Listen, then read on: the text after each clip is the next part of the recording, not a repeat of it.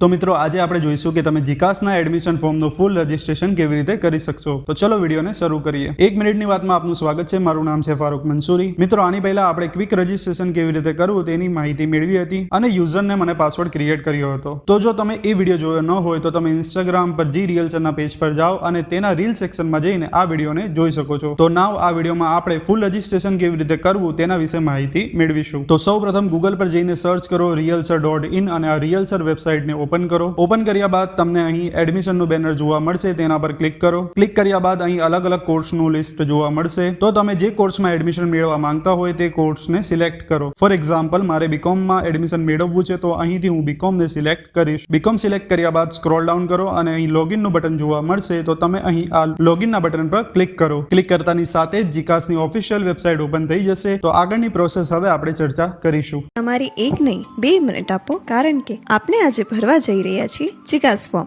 એ પણ થોડી મસ્તી સાથે. ચલિए તો શરૂ કરતે हैं. Step 1 login time. જીકાસ પોર્ટલ પર જાઓ. તમારું આઈડી અને પાસવર્ડ જે તમને ઓલરેડી જીકાસ દ્વારા ક્વિક રજિસ્ટ્રેશન ટાઈમ પર મેસેજ કર્યું હશે, વોટ્સઅપ નહીં હો, ટેક્સ્ટ મેસેજ એકદમ સ્ટાઇલમાં એન્ટર કરજો, જસ્ટ લાઈક જેમ્સ બોન્ડ. નાઉ સ્ટેપ 2 ડેશબોર્ડ પર તમને ટોટલ 5 પ્રોસેસ દેખાશે જે એકદમ રેડ ફ્લેગ હશે. તો આ રેડ ફ્લેગને ગ્રીનમાં કન્વર્ટ કરવા માટે તમારે બધી જ પ્રોસેસ ફોલો કરવી પડશે. પ્રોસેસ 1 માં તમારે પેમેન્ટ પ્રોસેસ પૂરી કરવી પડશે, જેમાં તમે વેરિયસ પેમેન્ટ મેથડ્સનો યુઝ કરીને પેમેન્ટ કરી શકો છો. નેક્સ્ટ પ્રોસેસ છે પ્રોફાઇલ બનાવવી. It's simple, just like Insta, જેમાં તમારું નામ, mobile number, email ID already updated હશે. એના પછી તમારે તમારું પૂરું કરંટ એડ્રેસ આપવાનું રહેશે. હવે જો તમારું કામ ઓછું કરી આપો, સપોઝ તમારું કરંટ એડ્રેસ અને પરમનન્ટ એડ્રેસ સેમ છે, તો તમે જસ્ટ આ એક બટન પર ક્લિક કરશો એટલે તમારું કરંટ એડ્રેસ ઓટોમેટિકલી કોપી થઈ જશે. પછી તમારે તમારી 10th સ્ટેન્ડર્ડની ડિટેલ્સ એન્ટર કરવાની રહેશે,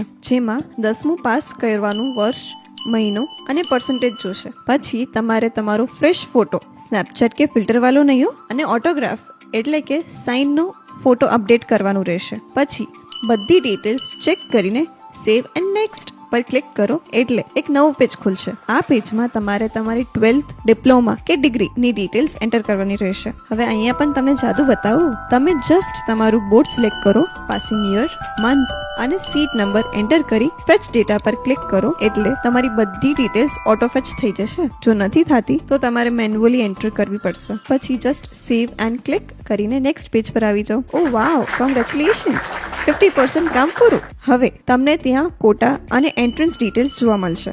એમાંથી તમને જે લાગુ પડે એ સિલેક્ટ કરો. જો ના લાગુ પડતું હોય તો સિમ્પલી સેવ એન્ડ નેક્સ્ટ આપો. હવે આવે છે તમારું બહુ જ ઇમ્પોર્ટન્ટ સ્ટેપ. આ સ્ટેપમાં તમારે તમારી મનપસંદ યુનિવર્સિટી સિલેક્ટ કરી, કોલેજનો પ્રકાર સિલેક્ટ કરો અને પછી જિલ્લો સિલેક્ટ કરો. એનાથી તમારી સામે ઘણી કોલેજ અને કોર્સીસની ડિટેલ્સ આવી જશે. હવે તમે જે કોલેજ અને કોર્સમાં અપ્લાય કરવા માંગો છો તેમ અપ્લાય કરો અને નીચે અહીંયા તમને જે યુનિવર્સિટી, કોલેજ કે કોર્સમાં એડમિશન લેવા માટે અપ્લાય કર્યું છે એની લિસ્ટ અહીંયા જોઈ શકો છો. હવે તમારે સેવ એન્ડ નેક્સ્ટ પર ક્લિક કરીને નેક્સ્ટ પેજ પર જવાનું છે. ત્યાં તમારી બધી જ ડિટેલ્સ વેરીફાઈ કરી નીચે ડિક્લેરેશન બોક્સ ટિક કરી સબમિટ કરવાનું છે. બસ, હવે તમારું જીકાસનું ફોર્મ ફિલ થઈ ગયું છે. અરજી 1, વિકલ્પ અનેક.